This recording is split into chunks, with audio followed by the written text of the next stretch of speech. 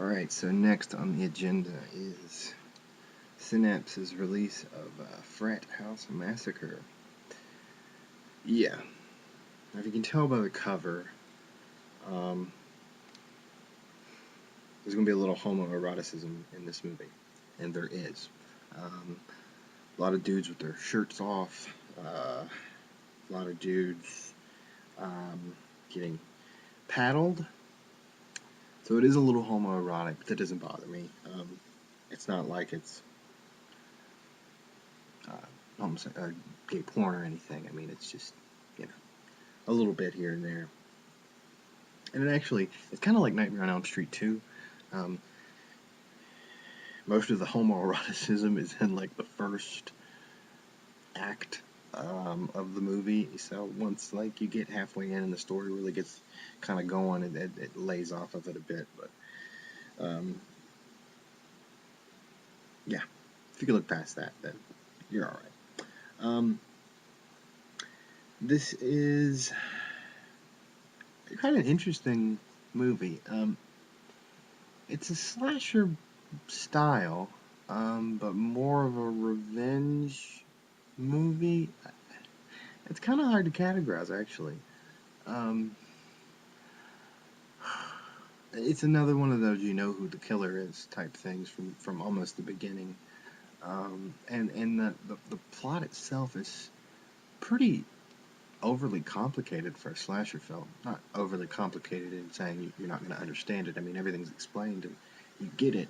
It's just there's a lot of different turns and twists, and usually you don't see in slasher films, which is kind of a little unnecessary in my opinion. But basically, two brothers. One has been in college for a semester, and the other is they're both adopted. The other is getting ready to start college, and his big brother comes. They're going to have a celebratory dinner. He graduated high school, whatnot, and they're going to have a dinner for him and his adopted mother and his big brother. Well, he decides to skip out on dinner and go and hang out with his friends at the lake. And I guess as they're coming back from the lake, they get into an accident, and little Bobby, the younger brother, is put into a coma. He doesn't come out of it. Big brother Sean has to go back to school. Well, he is part of a frat, and this is it's the Delta Iota Epsilon fraternity. They do not do a normal hazing, we'll say. They are a busload of asshole pricks. They will tie you up, paint you, spank you, and then tell everybody to get out, and then they'll kill you. So I don't really know how you get into this fraternity. I guess you just have to be one of the lucky ones to be just as much of an asshole as the other one. Well, Sean sees this and he doesn't like it. Well, he's already seen too much, so he's got to go. Around this time, little Bobby wakes up. I shouldn't be calling him little Bobby. It's not like he's like 10 or something, but he's not only little as in his younger brother, but he's like short, little, real skinny. So that's why I call him little Bobby. He is now awake. He's come out of his coma, and the news has been brought to him. He goes to the school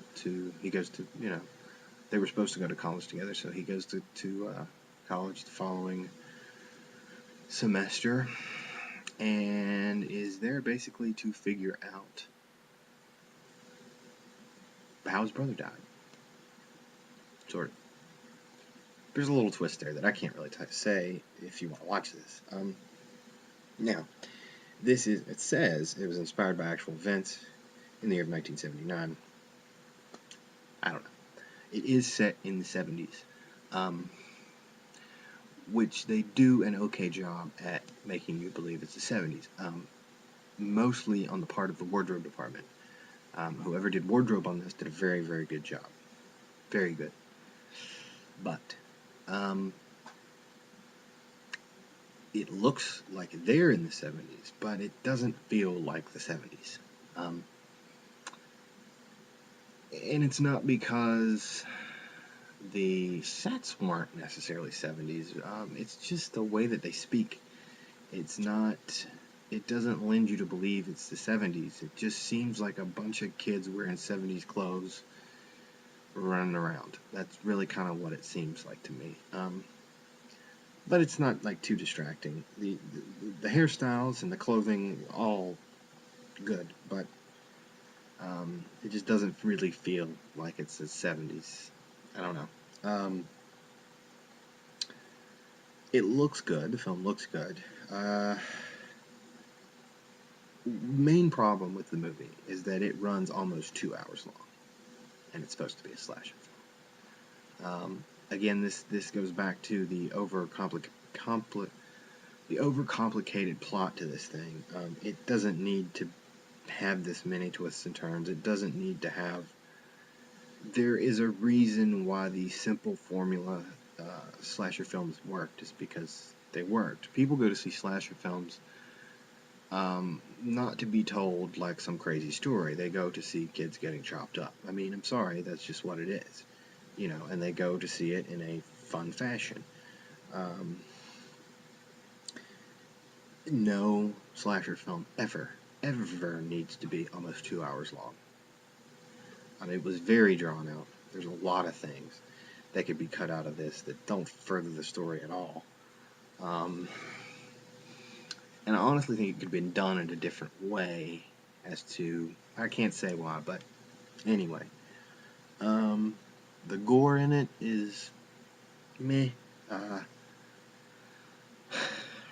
It's a lot of cutaway shots of like a knife going down, close-up shots of reactions to stabbings, in the face. I don't know. Not a lot of actual like stabbing.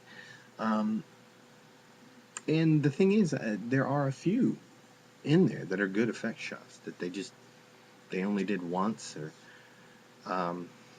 there's one where a chick gets knifed in the mouth, which is, it's a good effect shot, but they didn't do it all the time. Like, most of the killings are very quick and in the dark, or you just see a knife going down and a kid's reaction. It's not a lot. Now it does get a little bit towards the end. There's a scene that gets a little bit more violent. The other thing I liked about the film is it definitely, a lot of slasher films are kind of silly and kind of comedic, and this doesn't really take that route. This has got a mean spirit to it. I mean, it really does. You get this mean-spirited tone throughout the whole thing, which is kind of interesting for slasher film. It's usually they're kind of goofy, kind of silly, and there's some sleazy parts to this movie too. So I'm very mixed on this. It's not a bad movie. It was done well. It's just way too long. The gore needs to be better, and I think the whole 70s vibe should have been better produced. But at the same time, it's very entertaining at times. So you're gonna have to weigh it here.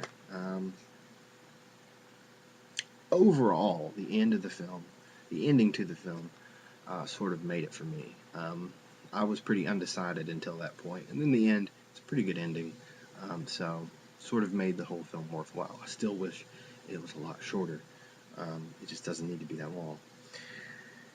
Special features on the disc are a director's audio commentary and a cast and crew commentary. There are deleted scenes and a making of Frat Massacre, which is a very strange making of. Like, the actors interview each other. Strange. But very interesting, weird, crazy, long, homoerotic at times, slasher, revenge type deal. Frat House Massacre. Decide for yourself, because I'm up in the air about this one. Yeah. There you go. Have a good day, all.